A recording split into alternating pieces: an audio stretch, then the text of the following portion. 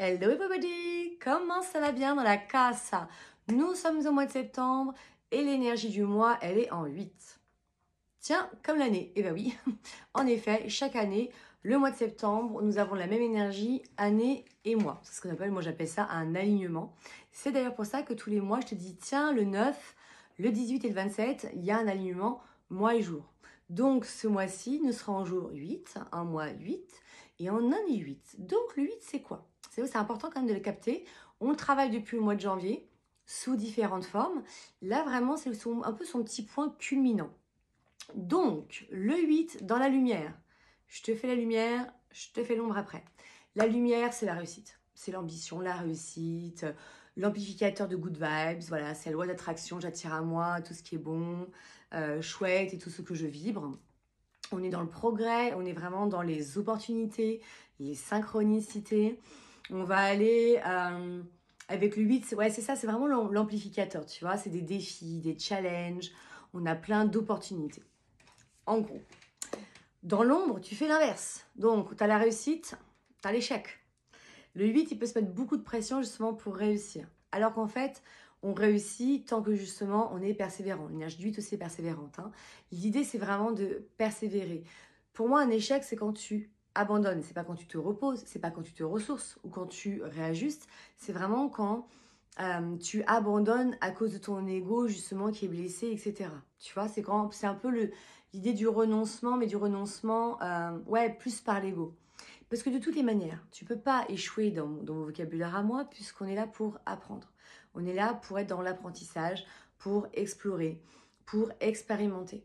Donc voilà, apprends ce que tu as à apprendre, prends ce que tu apprends de ton expérience et basta. Ça, c'est pour passer le petit côté de l'échec. Le 8, justement, du coup, c'est la puissance, mais on peut être aussi dans le pouvoir. Souvent, d'ailleurs, tu remarqueras que quand on fait la numérologie des personnes qui sont en politique ou des postes haut placés, des choses comme ça, un peu PDG, avocat, c'est vraiment la notion de pouvoir et la notion aussi de justice.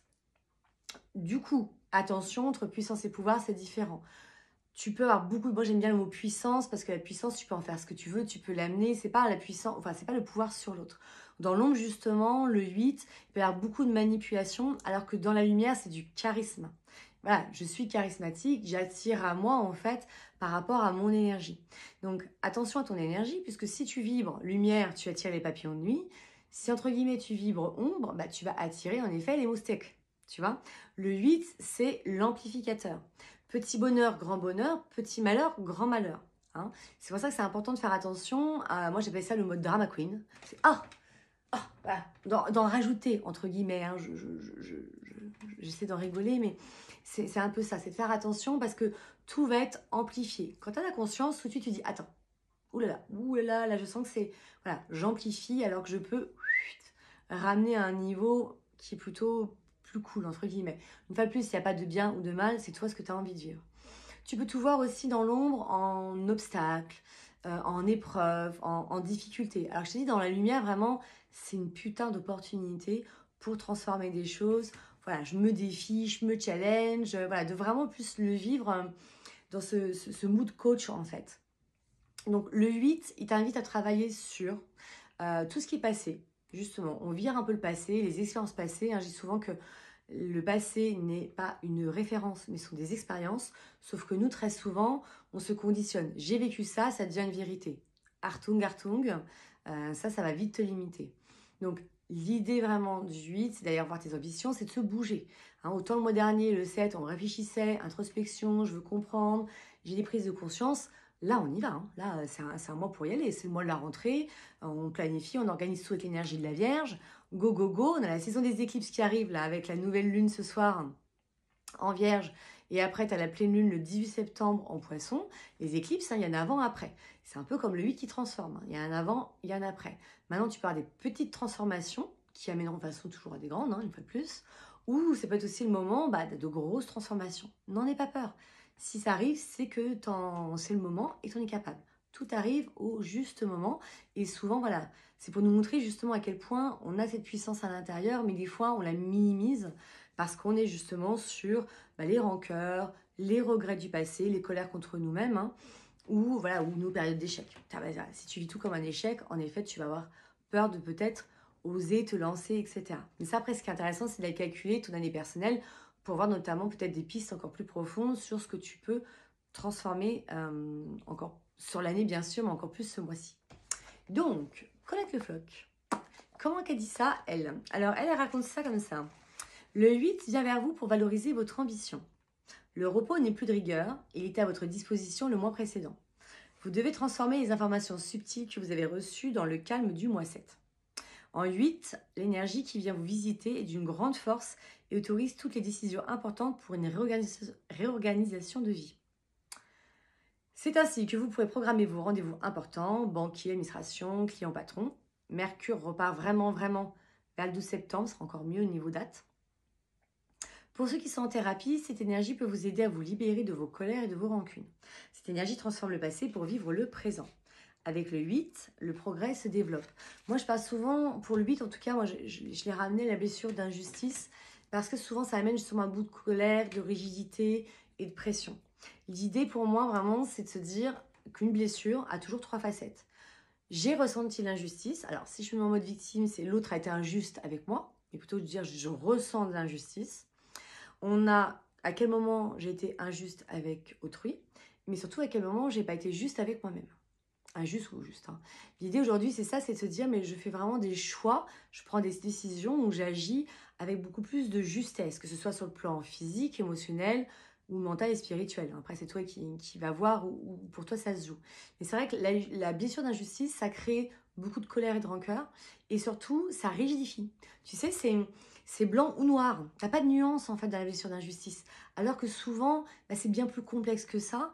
Et comme on dit d'ailleurs, quand tu vas au tribunal, tu as des avocats justement pour... on dit pas que voilà que t'es pas coupable, mais en tout cas, il y a des circonstances atténuantes où il y a un environnement, il y a une explication aussi. C'est un peu différent si tu fais les choses consciemment ou si c'est déjà inconsciemment, tu vois. Tu peux ne pas être juste, mais voilà. Et la blessure d'injustice, moi souvent ce que je dis, c'est que ce qui peut être juste pour toi va être injuste pour l'autre et vice-versa. Imaginons, moi je trouve ça super juste qu'il fasse beau en ce moment. T'en as qui en ont peut-être à ras-le-bol qu'il fasse beau. Alors je te donne un exemple tellement bidon que tu vas te dire, mais voilà, l'idée c'est ça, c'est que des fois ce qui est juste pour toi, c'est d'accepter que c'est pas forcément juste pour l'autre. Après, il y a l'art du compromis. Justement, on arrive dans la saison de la balance. Alors, Hartung, parce que des fois, elle se suradapte la petite balance. Elle est plutôt dans l'oubli d'elle. D'ailleurs, à partir du 22 septembre, hein, cette énergie-là, on va vraiment être dans la saison de la balance, qui est aussi la représentation de la justice. On va rentrer dans la période aussi de l'équinoxe d'automne. Donc, on va aussi un peu plus se poser. Et c'est aussi le moment, justement, l'automne, où on accepte de perdre nos feuilles. On accepte, tu vois, la perte, la transformation. C'est vraiment une des plus grosses transformations, c'est l'automne-hiver, en fait, hein, pour renaître au printemps. Donc, l'idée, c'est ça aussi, c'est d'aller voir, tiens, à quel moment je me suradapte ou voilà, par peur d'être injuste aussi, hein, tu peux avoir cette peur-là. À quel moment, en effet, je fais les choses plus peut-être par rapport à l'autre que par rapport à moi. Et là, je ne suis pas juste non plus au niveau de moi-même. Hein. L'idée, toujours, voilà, c'est de trouver l'équilibre, et ça, c'est ce que recherche la balance, entre soi et l'autre. Donc, ce mois-ci, moi, vraiment, mon gros conseil, enfin, en tout cas, moi, l'énergie du 8 me faisait très, très peur avant. Aujourd'hui, je la vis plutôt bien parce que je vois tout en défi, en challenge, en opportunité. Je me dis, oh putain, ça me gonfle, je râle. Hein. Et après, je me dis, allez, c'est une opportunité pour transformer, pour faire différemment. Voilà, moi, j'aime bien dire pour faire différemment. Ah bah tiens, je ne l'aurais pas fait comme ça. Bah tiens, allez, on se challenge, on se défie, on se coach, on se met ce petit coup de pied au cul un peu. Hein. L'énergie du 8, elle est un petit peu là pour ça. On est là aussi pour justement spiritualiser la matière et pas être trop dans justement le pouvoir et l'argent. Hein. C'est dans cette idée-là. En tout cas, n'hésite pas à mettre en commentaire si tu vas avoir l'énergie de ton année personnelle pour mieux comprendre. Hein, je rappelle que sinon tu fais le mois, ton jour de naissance plus ton mois de naissance, plus l'année en cours qui est un 8. Et après, tu réduis ce chiffre et en effet, tu auras ta vibes personnelle.